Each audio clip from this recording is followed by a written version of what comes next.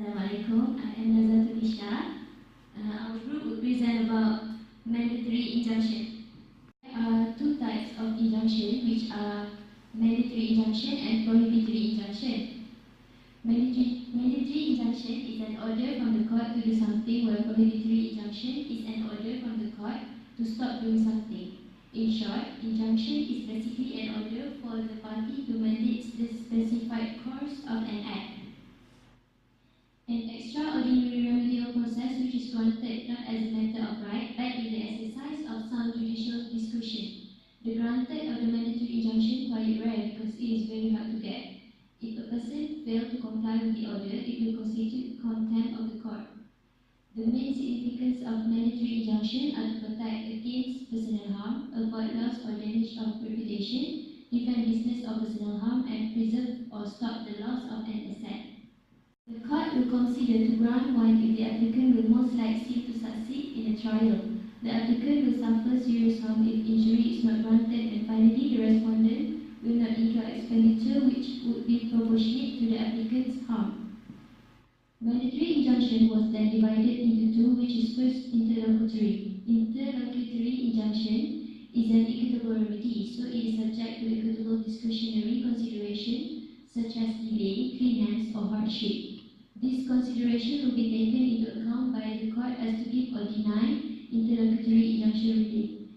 In the case of McDonald King and Canada, the Supreme Court of Canada has set out a few tests in determining the granting of this injunction. The tests are whether is there a serious issue to be tried, would the person applying for injunction would suffer irreparable harm if injunction was not granted, and third is the balance of convenience in favor of granting it or denying it. Second is regarding interim injunction. Generally, interim injunction is granted for a short and specified period of time, and plaintiff need to return to court at the end of the period to continue it. Quite similar with previous one, interim injunction is to protect plaintiff position. Injunction relief can also be made without notice or ex parte. The parties are required to make full disclosure of material fact. The circumstances in which the injunction made without notice is only if these are urgency and there is simply not the time or means to provide the notice. Okay, next is reception of the mandatory injunction through judicial decision. In Malaysian case, Manza Medical Sdn Bhd and others against Bongsor Bina Sdn Bhd. The facts of the case is plaintiff, which is the architect of Bongsor Bina Sdn Bhd, had signed an agreement with Manza Medical Sdn Bhd. The agreement between them stated that the plaintiff had agreed to build and complete a 6-story specialist hospital building in Kota Bharu. First defendant agreed to pay the plaintiff for the work done on the basis of letter of acceptance of tender, which dated on 21 January 1999. Terms of the Persatuan Architect Malaysia contract form was that the defendant will pay to the plaintiff upon the issuance of interim certificate issued by the first defendant's architects, which is the third defendant, namely Rekajati Architect. Plaintiff then commenced building and construction works as requested. First defendant issued an irrevocable instruction to its financier, Malaysia Building Society Berhad, which the fourth defendant. The defendant suddenly refused and neglected to make payment of the amount stated in the certificates to the plaintiff. He also terminated the plaintiff's employment on the ground that it had fully suspended and then stopped work on site and for removing materials from the site without consent of the architect. Plaintiff instituted a civil action against the Manza Medical Sdn Bhd, began civil suit and claimed for mandatory injunction to intimidate the defendant to return the guarantee. The court held that the High Court judge officially granted the plaintiff a mandatory injunction to compel the first defendant to immediately return the guarantee to the plaintiff. The mandatory injunction had been granted because if not, the applicant will suffer serious harm if the injunction is not granted and will suffer a great loss to himself. The jurisdiction to issue mandatory injunction is based on discretionary jurisdiction, which can be found in a case which falls strictly within four corners of provisions enumerated under Section 37 to 41 of the Specific Relief Act. These are the other Malaysian case, which is Lim Guan Eng against New Straits Times Press Berhad.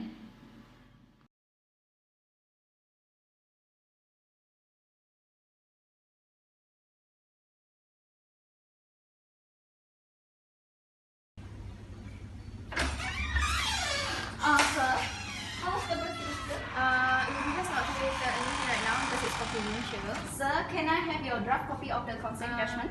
Okay, sure. Can have Alright, thank you, sir. I'm the reporter from Berita Hara. If you have anything, you can tell me. Okay, Call okay. me. Okay, sure. Okay, thank you, sir. Thank you. Thank you. Good evening, sir. Okay, have a seat with me. Thank you. What's the matter? I just want to inform you. There one.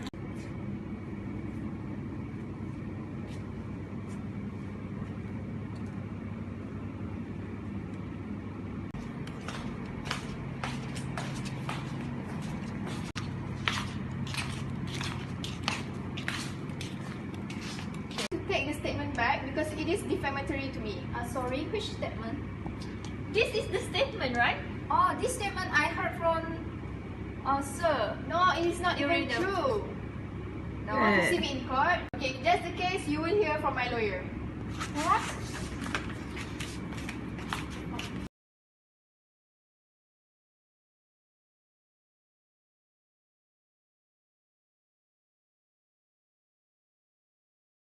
So the court held that this allegation is serious as he was allegedly abusing his office by accepting bribes. The libel was of grave and serious nature. It has tendency to damage the reputation of the plaintiff as the chief minister.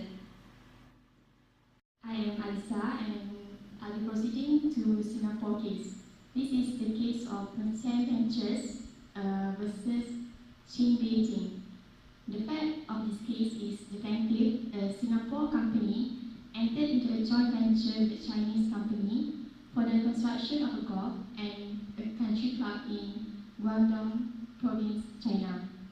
The defendant was an investor in the plaintiff's project. Later, the project had been put on hold by the Chinese authorities due to the case. The defendant then entered into an agreement with Tan Xiaoming and Ong Sui-ing, who then agreed to purchase the defendant's entire shareholding in the agreement. The agreement was subsequently verified that Ong's share would be transferred to Tan, and the other shares would be transferred to Encourage Capital Limited, but Tan failed to agree to the agreement. The court granted the plaintiff the regulatory injunction it had prayed for. The determined provisions under Rules of Court 2012. The provision applied for injunctions under Rules of Court is Order 29. In Order 29, Art 1 provides, for an application for injunction, it is said that injunction can be granted to any party who has made a matter before or after the trial of the matter, and it does not matter if there is a claim for injunction in the party's originating process, counterclaim or third party. Section 1 Clause 2 of Order 29, it is provided that the application can be made by notice of application, and it should be supported with an affidavit that is further explained in Section 1 Clause 3 of Order 29. In Section 1 Clause 3 of the order, it provides that the affidavit must contain a statement of, first, the facts which give rise to the claim, second, the facts which give rise to the application of interim injunction, third, the facts that are relied on for the purpose of justifying the application ex parte, and this includes details of notice given to the other party, or if there is no notice given, then the reason of no notice. Next, any answer by the party regarding to the claim or application, any facts that make the courts not grant an injunction, any similar application made to the judge, and the precise relief sought. In Section 2 Clause 3, it is stated, if the right of a party is in dispute to a specific fine, then the court can order fine to be paid into court on the application of the party, which shall be made using three modes, which are: an order is made based on what the court thinks is just. Second, it should be made by notice of application. And third, if the application is made by a defendant, it should not be made before he enters an appearance, unless directed otherwise by the court. Order 29 Art 3 is the power to order samples to be taken.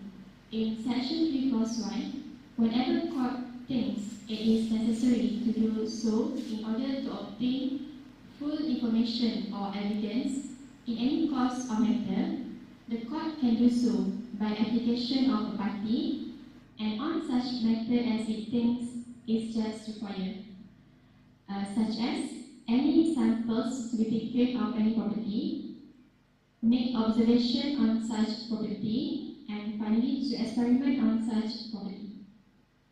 Whereas Order 29R4 highlights about sale of perishable property, where court could make an order at the request of a party as what is specified in the order of any movable property, which would highly decay if kept, or there is any other good reason for it to be sold.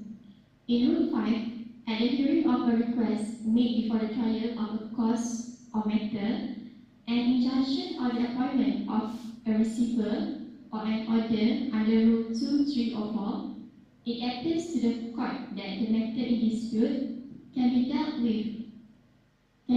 with more effectively by an early trial than by considering all the merits.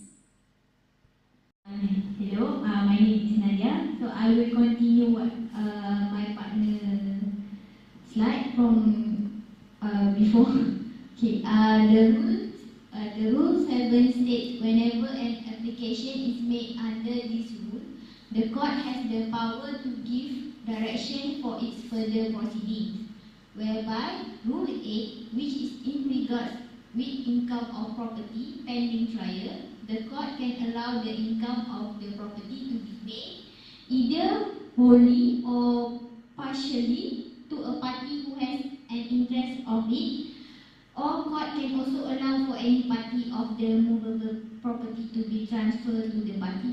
We will talk about Specific Relief Act 1950, about mandatory injunction, can compel the performance of certain specific acts.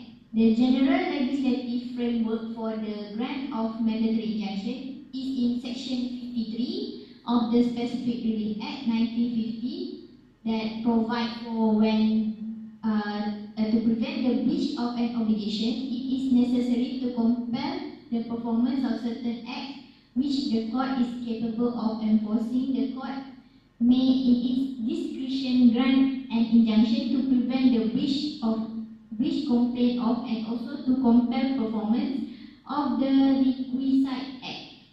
The court decides to grant such an injunction, then the court must see to it that the person against whom it is granted knows exactly what he has to do.